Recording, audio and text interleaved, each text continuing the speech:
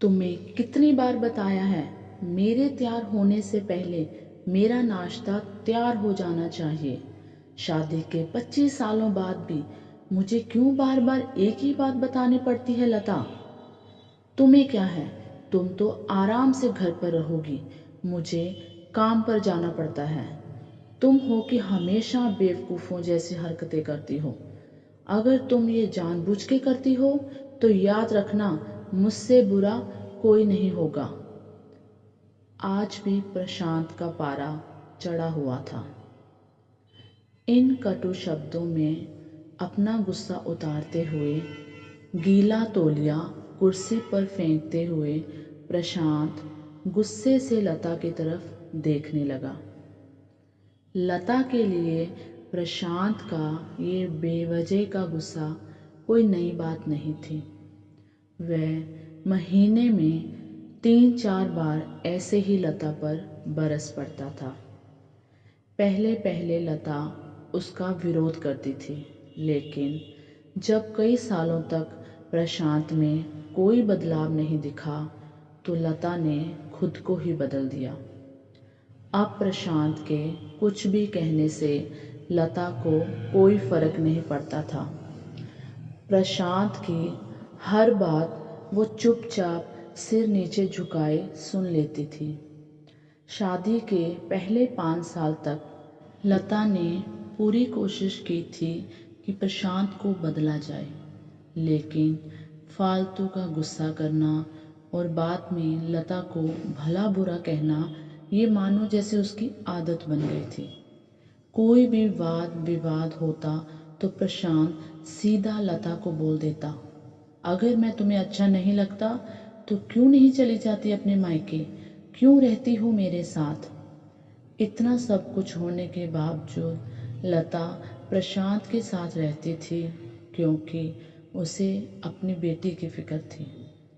और वह जाती भी तो कहाँ, अपने बूढ़े हो चुके माँ बाप को इस उम्र में परेशान करना वह नहीं चाहती थी। समाज और लोग क्या कहेंगे, ये भी तो उसे देखना था।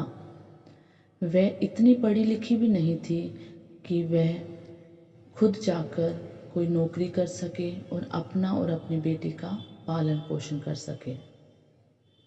लता को अब अपनी फिक्र नहीं थी। उसको फिक्र थी तो बस अपनी शादी लायक हो रही बेटी की। लता नहीं चाहती थी कि पति पत्नी के झगड़े की वजह से काव्या डिस्टर्ब हो। काव्या की पढ़ाई पूरी हो चुकी थी। उसके लिए अब शादी के रिश्ते आने लगे थे। कई रिश्तों को काव्या ठुकरा चुकी थी। 2-3 महीने बाद एक अच्छा रिश्ता आया। रिश्तेदारों और पहचान के लोगों ने भी लड़के के बहुत गुणगान किए थे। प्रशांत एक शाम अपनी बेटी के पास बैठकर उसे बताने लगा, काव्या बहुत अच्छा लड़का है, पढ़ा लिखा है, बड़ा घर है, बहुत अच्छी नौकरी है। ऐसे रिश्ते बार बार नहीं आते बेटा, इस बार मना मत करना। काव्या अपने पिता से ज़्यादा बात नहीं करती थी। शायद डरती थी या शायद नफरत करती थी, लेकिन आज वो अपनी पूरी हिम्मत इकट्ठा कर बोली, मुझे अभी शादी नहीं करनी है पापा, मैं नौकरी करना चाहती हूँ, खुद अपने पैरों पर खड़ी होना चाहती हूँ। हाँ, तो उसमें क्या बड़ी बात है, मैंने लड़के से बात की है, वह तुम्हें किसी बात के लिए नहीं रोकेगा। तुम शादी के बाद भी नौकरी कर सकती हो, वह तुम्हें नौकरी के लिए परमिशन दे देगा। प्रशांत बोला, मेरा नौकरी करना या ना करना उसकी परमिशन पर क्यों डिपेंड रहेगा पापा? काव्या ने पूछा। मैं कह रहा हूं ना, तुम्हें किसी भी चीज़ की कमी नहीं होगी वहाँ।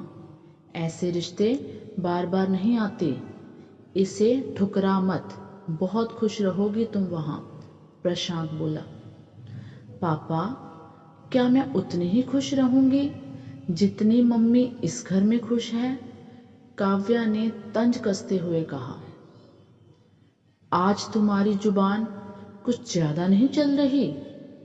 प्रशांत गुस्से से आंखें बड़ी करते हुए बोला, पापा मुझे शादी ही नहीं करनी है, क्योंकि शादी के बाद अगर वह लड़का आपके जैसा निकला तो मैं क्या करूँगी।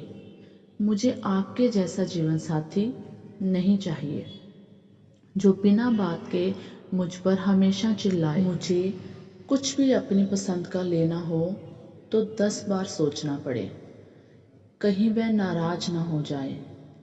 मेरी तबीयत कैसी भी हो उसे परवाह ना हो। रोटी थोड़ी सी मोटी बन जाए तो घर सर पर उठा ले। उसकी चेक बुक ना मिले तो भी मेरा ही दोष निकाले और हर छोटी मोटी बात पर मुझे मायके जाने के लिए कहे। काव्या ने अपना दिल खाली करते हुए पापा से सब कह दिया। प्रशांत का गुस्सा 7वें आसमान पर था, लेकिन उसके मुंह से एक भी शब्द नहीं फूट रहा था। वो काव्या की बातें सुन रहा था। काव्या उतना ही बोलकर चुप नहीं हुई। आज पहली बार वह अपने पापा के सामने इतना कुछ बोल पा रही थी। पापा, आपने माँ के साथ हमेशा गलत व्यवहार किया है।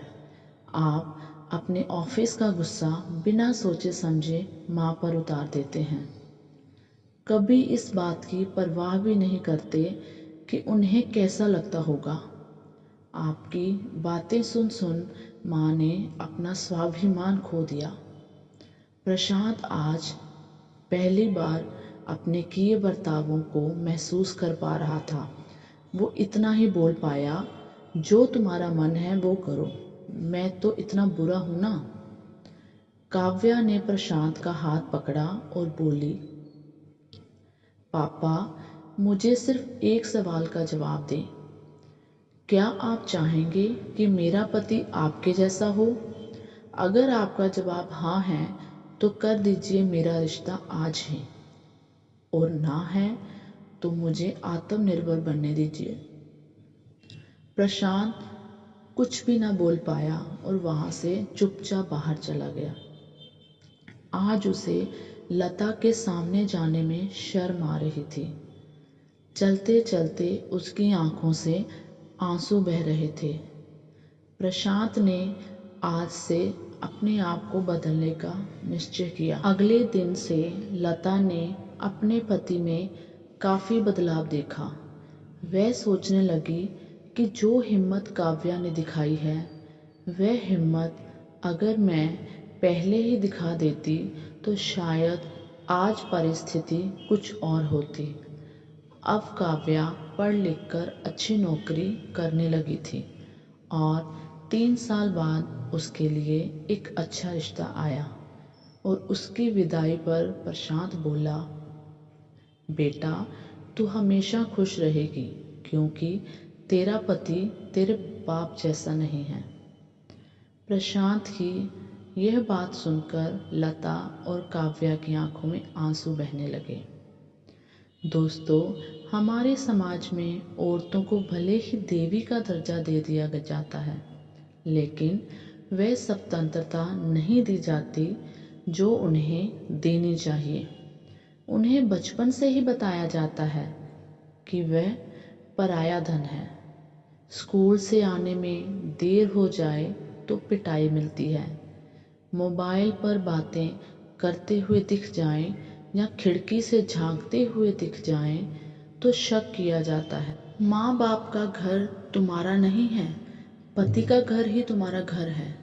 जीवन भर ये बातें बता बताकर उन्हें ससुराल भेज दिया जाता है और एक दिन किसी छोटे मोटे झगड़े में ससुराल वालों से उन्हें सुनना पड़ता है कि इस घर को छोड़ दो और अपने घर मायके चले जाओ। हमेशा की तरह पूरी कहानी पढ़ने के लिए आपको धन्यवाद। दोस्तों, उम्मीद है ये कहानी आपके दिल को छू गई होगी। ऐसे ही सीधे दिल तक उतरने वाली कहानियाँ पढ़ने के लिए आप हमारे YouTube चैनल से जुड़ सकते हैं। धन्यवाद।